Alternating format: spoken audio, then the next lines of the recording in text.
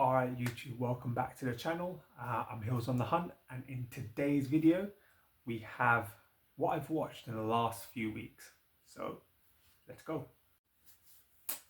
Alrighty, welcome back to the channel. So yeah, in this video we've got my recent watches. So this is going to be one of two videos similar to this. So because I haven't recorded anything for the last couple of weeks because I was under the weather, these were watches from maybe about 2.5 weeks ago. Maybe going into the last 3 weeks. So yeah, there's 8 titles in total. So we'll go through them and let me know what you think of them, if you've seen them, or yeah, just what you thought about them. So we started off with Them. This beautiful slip cover from Umbrella, the Australian company. And this was brilliant. I really enjoyed this. Super creepy movie. It's a movie based on a true story, or based around a true story in France. Got a French language movie, but phenomenal. Revolves around husband and wife. They're pictured there in their home for the evening. Kind of a remote home on a long pathway and gated and all that kind of stuff. And yeah, she's a teacher, he's a writer. And they're in their home and they start hearing noises, lights flickering and just all that kind of stuff happening, and just weird goings on while they're at home, while she's sleeping. She all of a sudden, then they go outside to check what's happening, and in their car just lights up and then just reverses backward, and it's almost a distraction that them doing that is to let someone slip into the house. The house is big and creepy itself, and the good thing I enjoyed about this movie is you don't see who's involved. Kind of, you can see the images there, so you don't see who's involved towards right at the end of the movie, which I felt was really good. Like, there are some movies where I think creature features, you need to kind of expose a creature a little bit because it's almost a letdown when you wait till the end and it's just not that good. But I think in movies like this, it worked out nicely because you're seeing the fear from the people living in the house, the natural fear that they're going through, the reality of what's happening in their house, and just sounds and being attacked and just not being able to see these hooded figures kind of running across the house. How many are there? What are they? Who are they? Why are they doing this? Yeah, this was really well done. Super creepy. Like I said, it is based on a true story, and the ending will shock you a little bit in terms of what's happened and why it's happened. And people will probably say, "Oh, it's silly," but it's not. When you think about everything that's happened in the movie, it makes perfect sense. Yeah, it's just a really fun little French movie. If you haven't seen it, highly recommend it. Them, which was released in, no idea, nothing on here dated. No, but it does fall under the French extremity movie. Yeah, if you haven't seen it, highly recommend it. Really good creepy house movie. Them. We're moving into Hammer movies, and we started. The next movie was Hands of the Ripper, network release. Yeah, really enjoyed this one. Really good. Jack the Ripper's dead, and yeah, you start off the movie kind of seeing the end of like Jack the Ripper killing his wife and his daughter there in the background, kind of just viewing what's happening. And the movie then jumps forward a few years, and the daughter's released from an asylum, and the doctor takes her into care, but the murders start up again, exactly to the same in terms of how Jack the Ripper was killing people back in the day. So how is this happening when someone who's not alive anymore is causing this to happen? And yeah, all the all the points point to the daughter, to the girl, and but the doctor won't believe it. So he takes her in his care. He looks after her, and um, while things are still happening in the house, the maid gets killed and just horrifically gets killed. And yeah, it's just a really, really well done Hammer horror movie. Very, very dark settings in London and very, very creepy and yeah, just very, very well made movie. Really enjoyed this one. I'm really enjoying the kind of Hammer style movies. Um, yeah, really getting into them, especially the ones around um, things that happen in the older days, like Jack the Ripper style movies are just very, very good because creepily all this stuff almost did happen back in the olden days. So to kind of see it play out on the screen, and again, for me, movies of this era, so this is 1971, you get to see kind of the horse and carriage style living in terms of the city and just all that kind of stuff. It's just a throwback to how things were back in the day. But yeah, there's some images on the back there. But yeah, if you haven't seen this one, definitely worth checking it out. Hands of the Ripper. Very, very much enjoyed this. So we went from 1971 to 1942 with Cat People. I love this. Absolutely love this. That's 3 out of 3. Yeah, really enjoyed it. Super creepy. Super, again, just very, very dark toned movie. And then in black and white. So just making it just visually beautiful. Like the Criterion release of this is really, really well done. It's super creepy. Super, super creepy. I know when I pointed this out in my Criterion video a few videos back, a couple of people commented and said how good this was. So I was determined to check this out quite soon. Yeah, it didn't let down. It was just really, really good. The movie revolves around Simone, who's a immigrant living in New York City, Manhattan, yeah, who believes that because of an ancient curse and any physical intimacy with any man she loves will turn her into a feline predator. She falls in love with the man, obviously, and every time they get close, she bails because she just can't. She just can't do it. She believes the curse too much for it to happen. Naturally, things happen. The husband's, unhappy because he has no physical intimacy with his wife, and gets closer to one of his work colleagues. Story of life, right? It happens. The wife Jen gets jealous because of all that's happening, and things just play out as they're supposed to play out, and it's really, really creepy, and the directors really made it well. It's just the scenes kind of in the house when you're hearing the feline predator and the creature kind of trickling through the house. It's just really, really well done. Just super creepy, super dark, loads of shadows. What you want from a movie like this, you want to kind of just sit down, enjoy it. 73 minutes. It's not going to take a lot of your time up. An hour and 10. To take out kind of credits and all that. So an hour and 10 in total runtime for the movie. Was about right. And yeah, I think it played out very well. So yeah, another really good enjoyed movie, Cat People. We carried on with Island of Terror. I quite enjoyed this. I did enjoy this. It's an island where people are succumbing to a mysterious disease. Peter Cushing, Edward Judge are the doctors, who are sent to investigate. And yeah, things don't go well. When they get there, their bodies are kind of laid out in a weird way that what's happening is maybe not normal, maybe more supernatural in terms of what's going on.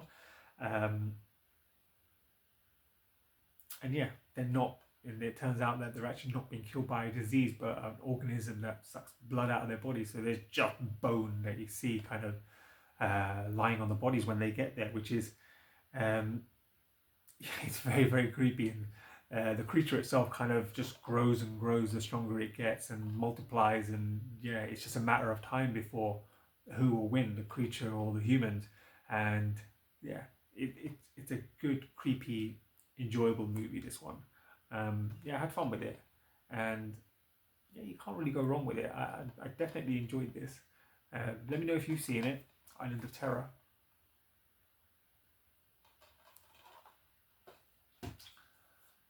we carried on with more creatures. We moved to Lady Frankenstein. That slipcover, beautiful. Lady Frankenstein, co-produced by Roger Corman, one of the most underrated horror movies of all time. Yeah, I'd agree with that. Very, very good. The Return of Frankenstein. It's a doctor and his assistant try to recreate Frankenstein's monster, and yeah, things go badly. Just goes badly, and he terrorizes the town, and killing people, until it finds out the only way to stop Frankenstein is to create another Frankenstein. Because why would you not want more Frankensteins running? I mean, the creature's not. It doesn't look like your normal Frankenstein creature. It looks super creepy, right there in the image. It's just brilliant. It's just really, really good movie. Frankenstein just tortures and destroys people. The townspeople obviously come into the doctor's house. The doctor then gets Savage, his assistant, who's in love with his daughter, with the doctor's daughter. They get married, and things just happen, and now they have to kind of rescue the world from Frankenstein by killing him. It's a really, really good movie. Really, really enjoyed it. Super, super fun. Yeah, just very, very enjoyable. If you haven't seen this one, I'd highly recommend it. So this one comes part of a box set from the company Severin. It's the right on the end here, the Danza Macabre box set, the Italian Gothic collection. So there's 4 movies in there. So there's your 4 movies. But yeah, just great little collection of movies. This is one I checked out. But yeah, Lady Frankenstein. Now we're going to finish up with the weird and the wonderful. So this one is from Visual Vengeance, and it's called The Abomination. Look at that slipcover. How can you not love that? That is beautiful art right there. So this is my first venture into Visual Vengeance. Independent company, and they've released, I think, maybe 18 or 20 movies. This is number 10. I have a couple of them. But definitely something I'm going to delve into further. This one is just pure nonsense. Bad movie that you love, and yeah, it's just a fun ride. So this revolves around a tumor. Not a sentence I thought I'd ever start a movie off with, but yeah, it rolls around a tumor inside a woman who has it exorcised out of her by a priest. However, when she chokes up the tumor and it comes out, it goes into her son and takes over his body. The tumor then controls him, and you see it. There are scenes where this thing, the actual tumor, is. So you can see it in that image right there. You see it in the cupboard. Yeah, it basically needs to eat humans to survive. So what the son basically does is find people that he can bring to feed the tumor. Why am I saying these words? Why are these words coming out of my mouth? Because it's true. Yeah, there are just some very, very gory scenes in there. Sorry, YouTube. But it's just a bonkers movie. And the more it eats, the more it grows, and you just kind of have to destroy it. But how do you destroy something that? How do you destroy it? It's fun. It's just a lot of fun. It's a movie you can't take seriously. It takes a little while to get going, but once it gets going, holy hell, it's just fun. It's just gruesome, gory, bonkers, wild nonsense. And I loved every minute of it. If you're there, Marcus, I know you're into your weird stuff. The Abomination. Definitely worth checking out, my friend. We followed that up with more nonsense. My Bloody Banjo. So I did talk about this a little while back in one of my movies, Eating Miss Campbell. Both movies are from the same universe. This is the second one in this universe. back. This is the first one, My Bloody Banjo. Revolves around a guy named Pelter, who's married to someone who's far too hot for him.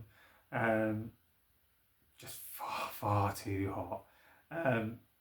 Bullied by his wife, bullied by his boss, Mr. Sawyer, who's just the most horrible human being on planet Earth. Yeah. And Pelter has an imaginary friend named Ronnie, who is very evil. As Pelter's life gets worse and worse, Ronnie starts to appear because Pelter needs help. His wife is cheating on him with his boss. His workmates are getting killed by people around them. The girl he's actually in love with is going out with an absolute douche of a guy. Yeah, it's just a lot of bad things are happening in Pelter's life until you reach breaking point. And once you reach breaking point, Ronnie takes over, and that's it. Stuff goes bad, and Pelter takes revenge. And the revenge is super gory, and super bad, and super brutal. And yeah, it's just a lot of fun. I love this movie. I love both of them, to be honest with you. If you want something that's a bit bonkers and a bit out there and stuff you can't take seriously, yeah, definitely check this out. Eat Miss Campbell is on Amazon Prime and on Tubi at the moment. So if you don't want to buy a physical copy, you want to check it out, yeah, it's on those platforms. And Tubi is free, so you can go check it out on there. This one isn't, but I suspect it will pop up somewhere. But yeah, My Bloody Banjo. And that's Ronnie right in the middle. What a beauty. We ended that period of movies with a found footage movie, McPherson Tape. This revolves around one evening, a birthday party for a 5-year-old daughter of the family. It's in a kind of secluded wooded area. Family are all together until they start hearing things. A pair of brothers go out to explore in the woods and they find a spaceship. Why would you not? It's America in the 80s. You find everything everywhere. Yeah, and then they kind of disturb what's going on in the spaceship, and it follows them home and just traumatizes them while they're at home. And it's really, you know what? It wasn't bad at all. What happens in this movie? Again, it's shot found footage style, so it's shot as if it's just real, like Blair Witch style. But I love found footage. It's just a very good movie.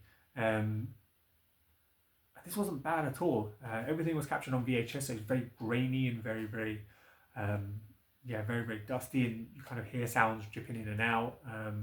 The children hearing voices, the aliens trying to control the family through the children. It's just fun. It's not a long running movie. It runs just an hour, so yeah, it's nicely done. I feel like they did this nicely, and it's just a very unsettling, creepy style movie. A lot of found footage movies I tend to enjoy because you kind of integrate with the characters, and the characters here, although they're trying to survive what the creatures are out there, they're also having inter-battles within their own family, which you do when there's brothers and sisters and families and kids and all that kind of stuff. One's better than the other, and one's lazy, and all that kind of stuff going on while they're trying to hunt these things that are trying to take over their house. And it's just really good. The family turning on each other and just all that kind of stuff happening, and it's for an hour it's actually not bad at all. Definitely worth checking out. It won't be everyone's taste, but yeah, I enjoyed it. This is from the 101 Films Aqua series. If you want to see a full connection of this, go check out Marcus X-File. I don't remember the numbers. I'll tag him in the description below. He's got the full set of these. I want to collect the full set of these, so I'll be seeking them out. This one is 003, so this is number 3 in the collection. I think Marcus said there was about 18 or 19 possibly in total. But yeah, not a bad little watch from 1989, McPherson Tape. That is everything I watched in the first part of the last few weeks. Weird mix of the macabre and the bonkers and just everything out there, but it's a fun little watch. So have you seen any of them? Is there anything that caught your eye that you'd want to check out? Let me know in the comments below. If you like this video, hit the like button, hit the subscribe button.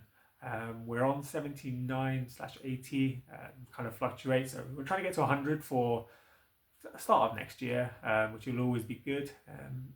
Continue growing the channel. There's a lot more videos coming, there's a lot more content coming in the new year. But yeah, we'll go from there. So thank you so much for watching, and take care.